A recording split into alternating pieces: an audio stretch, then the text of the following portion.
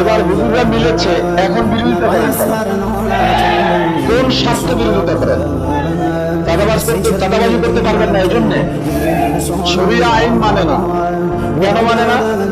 তাহলে চাঁদাবাজি করতে পারবে না, লুটতরাজ করতে পারবে না।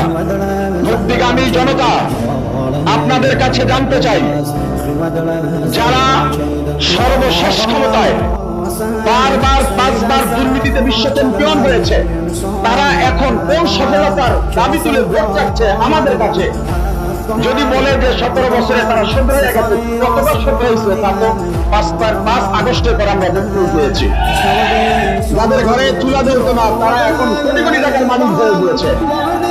দেশের মানুষ ক্ষমতায় যাওয়ার আগেই তাদের অধিষ্ঠিত হয়ে আছে। আপনাদের শপথ নিতে হবে, ছড়িয়ে পড়তে হবে ইসলামের দাওয়াত নিয়ে। রাষ্ট্র ক্ষমতা ইসলামকে বসাতে হবে।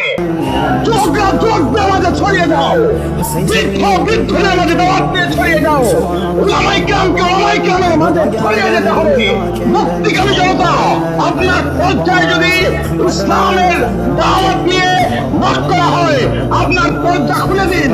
হাত পাখার ঠান্ডা নিয়ে, ইসলামের ঠান্ডা নিয়ে মিনারায় হুঙ্কার ছাড়ুন। এবারের বাংলাদেশ ইসলামের বাংলাদেশ, এবারের সংসদ ইসলামের সংসদ। আসসালামু আলাইকুম।